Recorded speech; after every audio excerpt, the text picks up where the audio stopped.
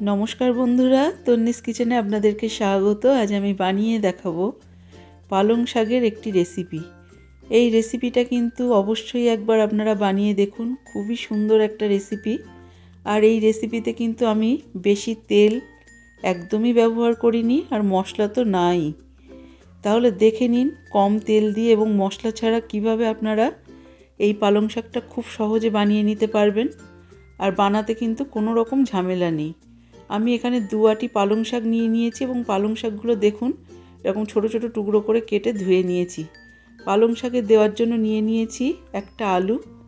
আলুগুলো দেখুন ছোট ছোট টুকরো করে কেটে নিয়েছি কয়েকটা শিমটাও কিন্তু দেখুন এরকম অর্ধেক করে কেটে নিয়েছি একটা বেগুনের অর্ধেকটা বেগুন, আর একটা মূলোটাও কিন্তু দেখুন আমি এরকমভাবে কেটে নিয়েছি।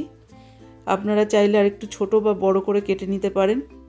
নিয়েছি একটা গাজরটাও কিন্তু এরকম সরু সরু করে আমি কেটে নিয়েছি। আর নিয়েছি কয়েকটা বিনস। শীতকালীন এইসব সবজি দিয়ে পালং শাক বানালে কিন্তু অসাধারণ লাগে। আর এইভাবে বানিয়ে দেখুন, খুবই সুন্দর হবে এই রান্নাটা।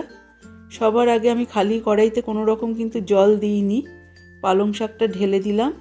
সবার প্রথমে পালং শাকের মধ্যে দিয়ে দিচ্ছি এখানে কেটে রাখা বেগুন। এখানে বেগুন আর পালং শাকটা সবার প্রথমে আমি সেদ্ধ করে নেব। তার জন্য দিয়ে দিলাম 1/2 চা চামচ নুন আর 1/2 চা চামচ পরিমাণ হলুদ। নুন হলুদটা দেওয়ার পরে বেশ কিছুক্ষণ আমি এরকমভাবে একটু খুন্তি দিয়ে নাড়িয়ে নেব। নাড়াতে নাড়াতে একটা সময় যখন পালং শাকটা একদম জ্বরে যাবে, সেই সময় কিন্তু আমি এটা ঢেকে দেব। আমি এখানে গ্যাসের ফ্লেমটা লো টু মিডিয়ামে রেখে 5 মিনিটের জন্য ঢেকে দিলাম। ফিরে আসলাম 5 মিনিট পর। 5 মিনিট পর আমি দেখুন পালং শাকটাকে কিন্তু একটু খুব ভালো করে এরকম করে খুন্তি দিয়ে চেপে চেপে একটু ঘেঁটে নিচ্ছি। এখানে আমি বেগুন আর পালং শাকটা সবার প্রথমে সেদ্ধ করে নিলাম। নিয়ে এরকম ভালোভাবে ঘেঁটে নেওয়ার পরে দিয়ে দিচ্ছি এখানে কেটে রাখা মূলো, গাজর, বিনস, আলু আর শিম। সমস্ত সবজিগুলো কিন্তু দিয়ে দিলাম। এটা প্রথমে দিলে কি হতো, সবজিটা কিন্তু একটু বেশি সেদ্ধ হয়ে যেত।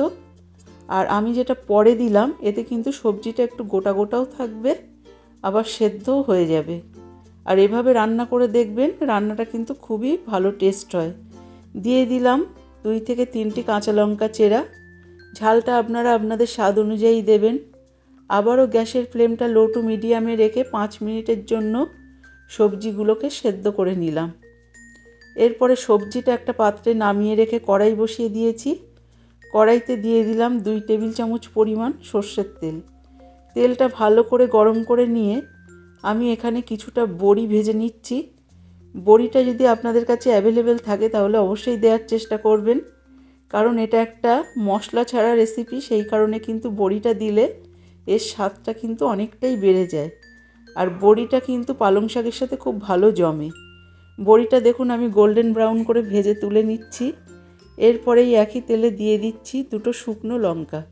শুকনো লঙ্কাটাও দেবেন যদি আপনাদের কাছে থাকে অ্যাভেলেবেল। শুকনো লঙ্কা ফোড়ন দিলাম, আর দিয়ে দিচ্ছি সামান্য 5 ফোড়ন। এখানে গোটা 5 ফোড়ন আমি ফোড়ন দিয়ে দিলাম। ফোড়ন থেকে যখন খুব সুন্দর একটা গন্ধ ছাড়বে, সেই সময় আমি সেদ্ধ করে রাখা পালং শাকটা তেলের মধ্যে দিয়ে দেব। এবং তেলের মধ্যে দেওয়ার পরে আমি অনবরত এটা নাড়তে থাকবো। নাড়তে নাড়তে একটা সময় যখন রসটা অনেকটা কমে যাবে, সেই সময় দিয়ে দিলাম 1 টেবিল চামচ পরিমাণ চিনি।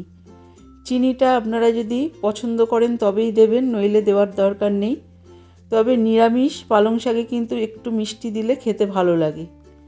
এরপরে আমি দিয়ে দিচ্ছি কিছুটা বড়ি। সব বড়িটা আমি একসাথে দেব না, কিছু বড়ি টেস্ট হওয়ার জন্য একটু এরকম গুঁড়ো করে করে আধ ভাঙা করে করে আমি শাকের মধ্যে দিয়ে দিলাম। এই শাকের মধ্যে আপনারা যদি চান কড়াইশুঁটিও দিতে পারেন, আমি এখানে কড়াইশুঁটিটা দিইনি।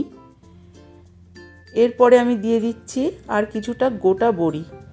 এগুলো কিন্তু আস্তে আস্তে থাকবে, এতে কিন্তু পালং শাকটা খেতে খুব ভালো লাগবে। এরপর নাড়াতে নাড়াতে যখন একটা সময় পালং শাকটা একদম ড্রাই হয়ে যাবে, সেই সময় কিন্তু পালং শাকটা আমাদেরকে নামিয়ে নিতে হবে। এবং পালং শাকটা এই সময় আপনারা একটু নুন, ঝাল, মিষ্টিটা চেক করে নেবেন। এরপরে আমি পালং শাকটা একটা বাটিতে আপনাদেরকে সার্ভ করে দেখাচ্ছি। দেখুন কতটা লোভনীয় হয়েছে।